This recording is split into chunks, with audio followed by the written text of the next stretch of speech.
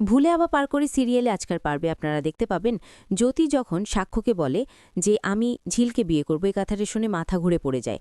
আর তখন জ্যোতির মা বলে কেউ একটু জল নিয়ে আসবে, তখন শতরূপার মেজো কমনি বলে একটু কেউ জল নিষে দে না। তখন দাঁড়া করে গিয়ে জল নিষে দেয় আর চোখে মুখে ছোটায় আর বলে যদি ওঠ, এখানে উঠছিস না কেন।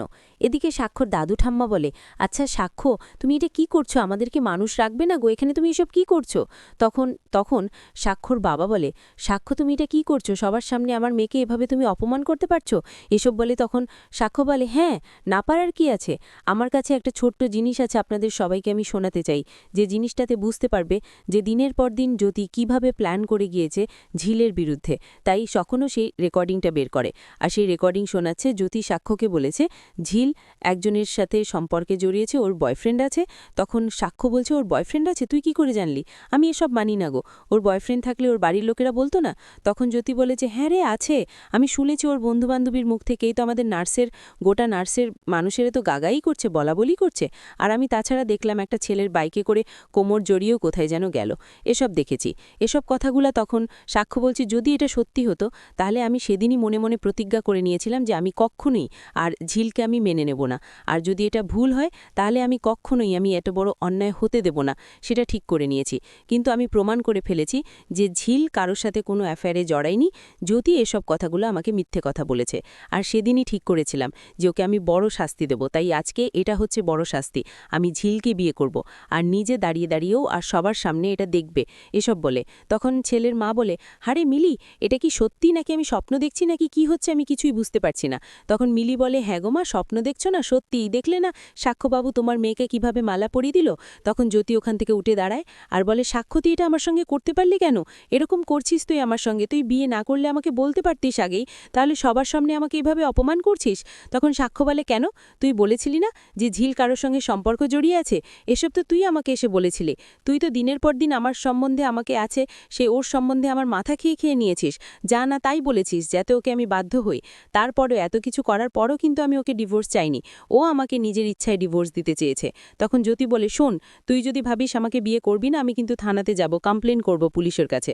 তখন সাক্ষ্য বলে হ্যাঁ করলে কর, তুই করতে পারিস, আমি তো সারা জীবন জেলে থাকবো না, কারণ আমি জানি যে তুই যেসব প্ল্যানগুলো করেছিস আমাদের নার্স অনেকেই জানে, তারা আমার হয়েই সাক্ষী দেবে, এতদিন তোর ভয়ে বলতে পারতো না, কারণ আর তুই আমার নিজের কাছে আছে কেউ মনে করত, কিন্তু আজকের পর থেকে কেউ মনে করবে না। আর তাছাড়া ঝিল আছে, আমি যে জাহান্নামেই যাই না কেন ও আমাকে সেখান থেকে ফাইট করে বের করে আনবে, আমার ভাইটার বউ আছে, এসব বলে। তখন সাক্ষর বাবা সাক্ষর কাছে আসে আর বলে সত্যি তোমাকে দেখে আজ আমার গর্ব হচ্ছে, মনে হচ্ছে তুমি আমার ছেলে, সরি তোমাকে ভুল বলেছিলাম। তখন সাক্ষ্য বলে সরি কিছু নেই বাবা, আমি তোমাকে দেখে শিক্ষা করে হয়েছি, তাহলে আমি কি করে ভুল হতে পারি। ছোট বলে আগে থেকে কথা তো কিছুকে বলতিস, কিছু তো বললি না কেন। তখন সতর্ক করে আচ্ছা আচ্ছা সাক্ষ্য একটা কথা বলো, এত কিছু হয়ে গেছে জানি, কিন্তু তুমি তো আবার বলতে পারতে, তোমার মাকে জানানো খুব প্রয়োজন। তো সাক্ষ্য বলে হ্যাঁ না গো, আমি ওসব নিয়ম মানে না, যে মা আমার বিয়ে দিতে পারবে না এটা আবার কি ধরনের কথা, মায়ের সামনেই তো আমি আজকে ঝিলকে বিয়ে করব সবার সামনে। তখন জ্যোতি ওখানে চুপচাপ দাঁড়িয়ে থাকে আর তখন সাক্ষর বন্ধুদেরকে বলে শোনো একটা কথা বলি, হ্যাঁ তোমরা কিন্তু আমাদের বিয়েতে এসেছো, ভালো করেছো, সবকিছু করেছো। এদিকে জ্যোতি আবারও বলে সাক্ষ্য তুই এটা কি বলছিস। তো জ্যোতির মা আবার বলে সাক্ষ্য তুমি তো আগেও বলে দিতে পারতে, কালকেও তো বলতে পারতে যে তুমি বিয়ে করবে না, তাহলে এখানে টেনে আমাদের সবার সময় অর্পণ করার কি দরকার, তার মানে এই বটডালাটা তুমি ইচ্ছা করে ফেলে দিয়েছিলে। তখন সাক্ষ্য বলে হ্যাঁ আমি ইচ্ছা করে ফেলে দিয়েছিলাম, যেখানে আমি আপনার মেয়েকে বিয়ে করব না সেখানে আপনি কেন আমাকে বরণ করবেন, তাই ফেলে দিয়েছিলাম। এ কথা শুনে জ্যোতি ছেলের কাছে আসে আর ওর হাত চিপে ধরে আর বলে তোমাকে আমি ছাড়ব না, একমাত্র তোমার জন্য এসে সবকিছু হয়েছে। তখন সাক্ষ্যকে জ্যোতিকে সরিয়ে দেয় আর বলে শোন, আমার বউকে কিছু করার আগে না দুবার ভাবি, কারণ আমি স্বামী হিসেবে ওকে সবসময়তে প্রোটেকশন গার্ড দিয়ে থাকবো, তাই বলছি ওকে মারার বা কিছু করার না চেষ্টা করবি না, এসব বলে। তখন জ্যোতির মায়ের কাছে যায় আর সাক্ষ্য কতক্ষণ বলে আমি ছেলেকে তো বিয়ে করব, সবার সামনে বিয়ে করব, কেউ তো আর আটকাতে পারবে না, ও আমার বউ, কারণ আমি জানি ওকে কিসের জন্য আমি সবাইকে বলতে পারিনি, তাও বলে দিচ্ছি, ও তো অতটা লোভী মেয়ে না, তাই ওকে কত যে খাটর করে আমাকে এই বিয়ের মণ্ডপ পর্যন্ত আনতে হয়েছে সে তো আমি জানি, যদি আগে থেকে বলতাম যে ওকে আমি বিয়ে করব তাহলে কেউ এখানে আসে দাঁড়িয়ে থাকার মেয়েও নয়, ও আসতো না, তাই তো আমি কাউকে বলার মতো সময় সাহস কোনোটাই আমি পাইনি গো, যে যখন হবে তখন সবকিছু বুঝবে, এসব বলে। তখন তখন ওর মেজর বলে সাক্ষ্য তুই এসব কি বলছিস যে ওকে তুই বিয়ে করবি। তখন সাক্ষর বাবা বলে হ্যাঁ, না পারার কি আছে, যখন ওর চয়েস হয়েছে তখন ও কেন করবে না, তোরাই তো বলছিলি যে ও ইচ্ছা মতোই বিয়ে হচ্ছে। তখন সাক্ষ্য বলে ওর বন্ধুদেরকে শোনো, ও আমাদের বাড়ির বউ হয়ে চলে আসছে, বলে কিন্তু যে তোমরা আসবে না তা না, তোমাদের যখন খুশি তখন আসবে। তাছাড়া তোমাদের গানের দলটাকে বড় করবে, বাড়িয়ে নিয়ে যাবে। আমি কথা দিচ্ছি তোমাকে। আর তখন ঝিলের মাকে আর দিদিকে বলে, এবার আপনাদের আমার প্রতি রাগ হচ্ছে না তো? তখন মিলি বলে, সরি বৌমা, ভুলে গেছি। তখন বলে, না না, সরি কেন চাইবেন? সেই সিচুয়েশনে দাঁড়িয়ে যা মনে হয়েছে সেটাই আপনারা বলেছেন। আমি সেটা শোনার মতো কিন্তু কাজ করে এসছি। একটা কথা বলছি আপনাদের, আপনাদের মেয়েকে আমি খুব ভালো রাখব, দেখবেন খুব সুখে রাখব। এসব বলে অন্যদিকে দেখা যায় যে স্বাক্ষরের মা ওদের বাড়ির আত্মীয়স্বজনকে বলছে, অনেক রাত্রে তো বিয়ে, আপনারা কাজ করুন, খাওয়া দাওয়া হয়ে গেছে, ঘুমিয়ে পড়ুন। আমাকে এবার ওখানে একবার যেতে হবে।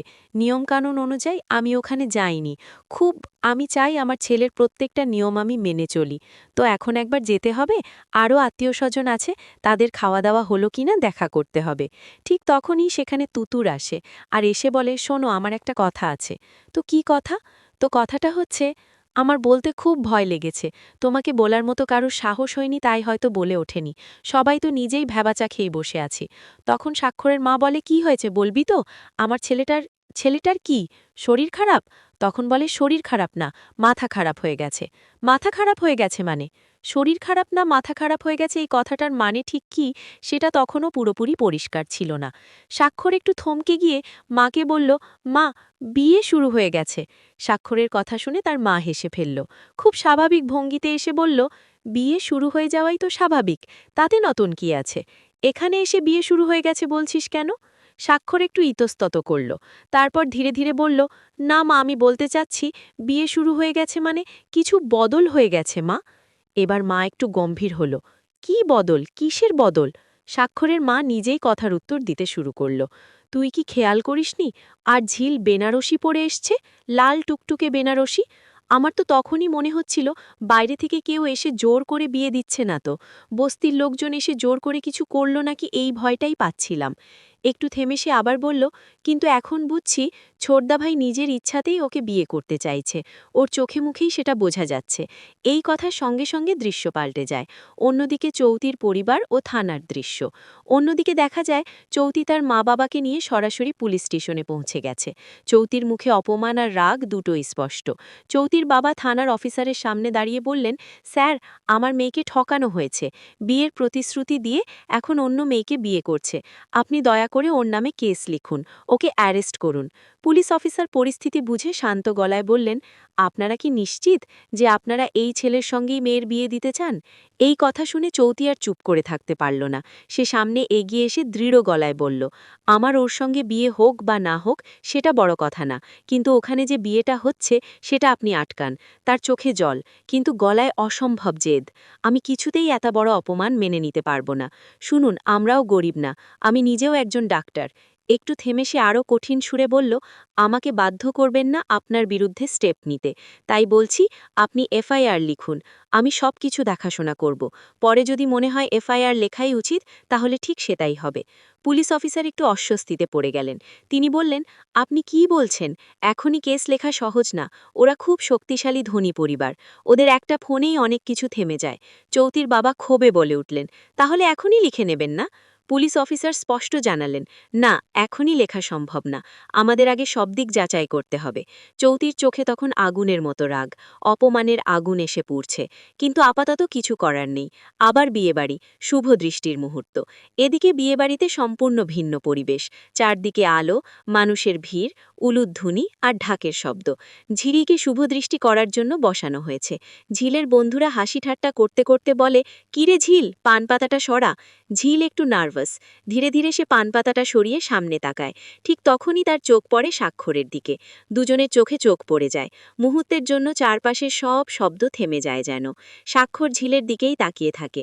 কারোর চোখে লজ্জা, কারোর চোখে অনিশ্চয়তা,